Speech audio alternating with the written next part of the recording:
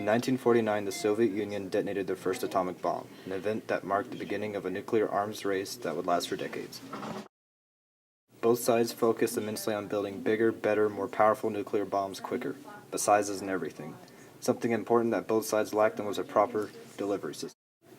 Planes were slow, short-range, and easy to destroy. They needed something that could travel vast distances quickly.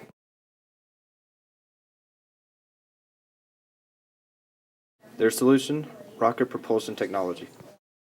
As time went by, the rockets began getting bigger and bigger, from short-range strategic missiles to the colossal ICBMs.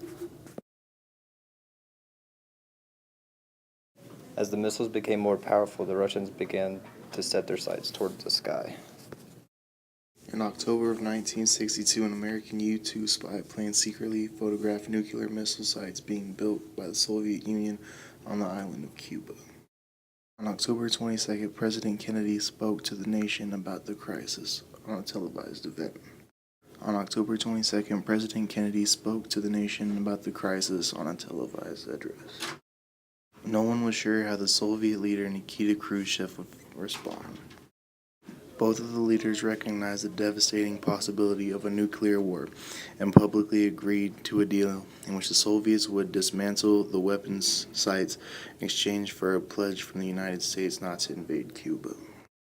In a separate deal which remained secret for more than 25 years, the United States also agreed to remove its nuclear missiles from Turkey. The Soviets removed their missiles from Cuba. The missile crisis was over. The arms race was not. Proxy wars were fought between the superpowers of both the United States and the Soviet Union. Examples include the Korean War, the Vietnam War, the Yom Kippur War, and the Soviet-Afghanistan War. The space race had many categories to compete in, such as the first satellite, first rocket, first plant, first animal, and first man. Unfortunately for the United States, the Russians were first to do all of these.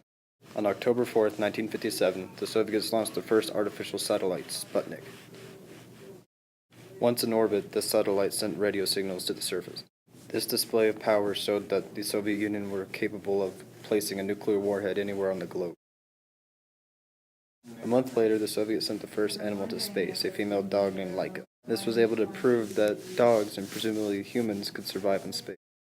1961, a Soviet man named Yuri Gagarin became the first man in space and the first human to orbit the Earth. A month later, the United States put their first man in space, an astronaut named Alan Shepard.